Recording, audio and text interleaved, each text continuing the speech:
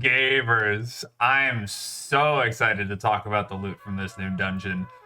Ghosts of the Deep is the brand new dungeon in Destiny, and the loot is fantastic. Just look at this armor, dude. Look at this exotic. It's like an orca, but it's sci-fi. Oh my god, this stuff looks so rad. The weapons from the dungeon didn't quite get the same treatment in the aesthetics department, but maybe the perk pools will make up for it. Let's take a look at them.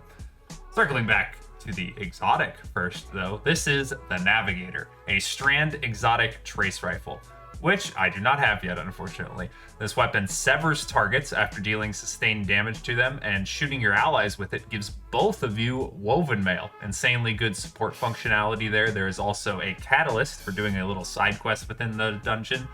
You do this with the random totems that are strewn about throughout the dungeon, and that'll give the Navigator an alt fire that shoots strand grapple points, just like the Thread Runner makes with the Widow's Silk aspect. If you don't have the trace yet, you'll have a chance to get it once per character per week, and just like in all other activities now, you can increase your drop chances by completing some of the triumphs for the dungeon. And I've even heard that completing the Catalyst quest before you have the gun is also a big drop rate increase, so you can definitely go get this thing with some improved drop rates. The other guns in the dungeon, though, as well as the beautiful armor, can be had whenever you want, as much as you want, since this is the newest dungeon, so it's farmable. So let's look at the legendary weapons next. These weapons all come with the origin trait Restoration Ritual, which states that reviving an ally or defeating an enemy with a finisher reloads the weapon and readies an emergency reload for the next time it runs out of ammo. So basically, you get a finisher, and then your gun is reloaded, and the next time your gun runs out of ammo, it'll magically reload itself on the spot. That's what the emergency reload is. Pretty sweet origin trait, especially on the first gun we're going to talk about, which is the Cold Comfort Stasis Aggressive Frame Rocket Launcher. Bungie is really hurling all kinds of competition at Hothead this season between this rocket and Apex Predator.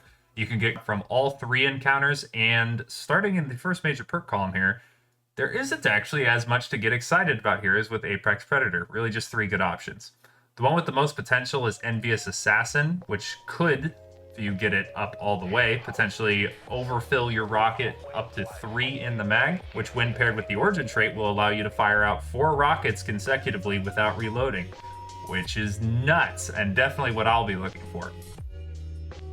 If you want to keep it simple though, we also have Impulse Amplifier and Ensemble to make your manual reloads a ton faster. Pairing up with these perks in the fourth column, we have 2 standout options, a few decent options, and we have Bipod, which again is currently doubling the magazine capacity and greatly increasing the reserves of the rocket launcher at the cost of a 40% damage reduction per rocket. So I would recommend avoiding Bipod altogether unless it gets a buff at some point, which seems honestly pretty likely to happen in my opinion, so maybe worth holding on to if you have the vault space. But don't let that get your spirits down, because we have plenty of other options here that are fantastic, just like Explosive Light. We also have Bait and Switch. And Bait and Switch is a perk this rocket is poised to take full advantage of. I talked about it a bit with Apex Predator in my last Wish video, but Bait and Switch requires all 3 weapons to have been shot before the perk activates, meaning that one rocket won't be buffed by Bait and Switch since it had to activate Bait and Switch in the first place. Bait and Switch then will last 10 seconds for 35% bonus damage and cannot be refreshed again until it ends, which means that you really want to spam out as many rockets as you can in that 10-second period that you have Bait and Switch up to minimize the amount of unbuffed rockets you're shooting. The Origin trait and Envious Assassin are going to help out a ton with that, but you'll want some other reloading going on from your subclass or your exotic or whatever to really get the most out of it. Explosive Light is likely to be a more consistent option. We also have Chill Clip here, which potentially could have some play. I've said my piece on Chill Clip in my rocket launcher guide from last season, so check that out if you want to hear some more in-depth discussion on Chill Clip. So, the creme de la creme on Cold Comfort to me seems to be Envious Assassin and Bait and Switch. Since the dungeon weapons aren't craftable, and on this gun the major perks are all that really matter too much, there's no need to be picky when it comes to the launch mag and masterwork. If you get Impact Casing or Augmented Drum for your magazine, those are both nice. And then spec Best Available Launcher perk for Handling or Velocity. Keeping on the stasis train next, we have the new Pacific Epitaph, which can be had from the first and third encounter. It's a stasis Waveframe special grenade launcher. And I don't know about y'all, but I've wanted a Waveframe GL for my kinetic slot for so long, and I'm stoked we finally have one. Just the fact that this gun exists makes it relevant, since Waveframes are really good, and this is the only one currently available for this slot. Looking at the perks, though, I know I was really hoping we got Chill Clip in the second column with a mag boosting perk like Ambitious Assassin in the first column, but no dice. And there isn't really anything too exciting to take its place either. We have Kill Clip in the second column, which is neat, but for me, on Waveframe grenade launchers, I'm not really looking for damage perks, since if the Waveframe isn't one-shotting ads in whatever content I'm playing, I already at that point feel like it's not as useful as it could be, so I'd rather get utility perks from my Waveframe GLs. Forbearance gets Chain Reaction, of course, which is incredible because it effectively widens the area of the blast as long as you're killing ads with it. With this gun, though, I'd say all of the second column perk options are fine, but not great. Redirection might have some play in particular, but not sure. You're going to have to play around that one a little bit. But what you get in this column doesn't really matter, in my opinion, since it's just going to be useful no matter what at the end of the day. In the third column, it does get a little bit better with Demolitionist here for some extra grenade energy and occasional free reloads, as is Lead from Gold and Unrelenting, which are both great options as well. For Barrel Mag and Masterwork, we're looking for reload speed, handling, and velocity in that order, so spec whatever you got just for those three stats. At the end of the day, this gun is, like I said, automatically great for filling a previously empty niche, but it'll likely be surpassed by whatever else comes to occupy that space later down the line. Up next, dropping again from the first and third encounter, is probably the gun I'm most excited for, right up there with the rocket launcher, and that is the Solar Aggressive Frame Submachine Gun, No Survivors. This is because of one role in particular that is pretty much the end-all be-all of primary weapon roles, and that is Demolitionist and Incandescent.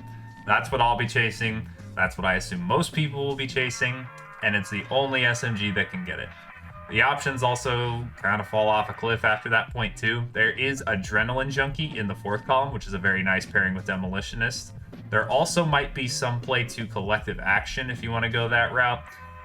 This archetype is also quite hot in PvP right now too, and I'll let you know off the bat that Ikelos and Immortal both have it beat by a bit in pretty much every major stat category. It does get Rangefinder though, so that'll do well until the impending Rangefinder nerfs and changes to zoom and all of that stuff. For Barrel Mag and Masterwork, ideally you get some reload speed from your magazine with Light Mag or Flared Magwell, and some range from your barrel, something like Hammer Forged Rifling. Not much to say on this gun. I don't think I should have to do much convincing. It's very good, likely to replace my Callus Mini Tool once I bag that demo Incandescent roll. Finally, we have a new Solar Rapid Fire Frame Glaive, the Greasy Luck. I'll say right off the bat, I really don't like using glaives, and I don't know a lot of people that do like using glaives, but the 90 RPM Rapid Fire Frame does sound interesting. We also have Close to Melee in the fourth column, which is among the most desirable glaive perks, so we're off to a good start there. For some of the other perk options, we have the Unstoppable Force Immovable Object combo. From there, a perk I really look for on glaives, though, are perks that give me a means to reload the glaive passively, since glaive reloads take forever. Something like Grave Robber or Demolitionist is usually what fills this role. We don't have those perks here, but we do have Replenishing Aegis for some similar functionality, and that's probably what I'd go for paired with Close to Melee or Incandescent in the fourth column. For Mag, Shaft, and Masterwork, spec for range through stuff like Accurized Rounds and Ballistic Tuning, since it speeds up projectile speed on glaives.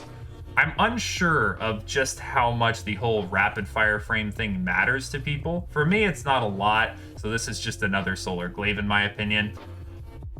But there could be some play there. You might have a lot of fun with it. For my glaive enjoyers, you're gonna know better than I will. But that'll round out this video from me for today. Hope you all enjoyed. Leave a like and subscribe if you did enjoy. Drop a comment on what roles you've been chasing or that you've managed to grab in the comments. If you got the exotic, let me know. Be sure to brag about it. And with that said, I'll see y'all in the next one. Deuces.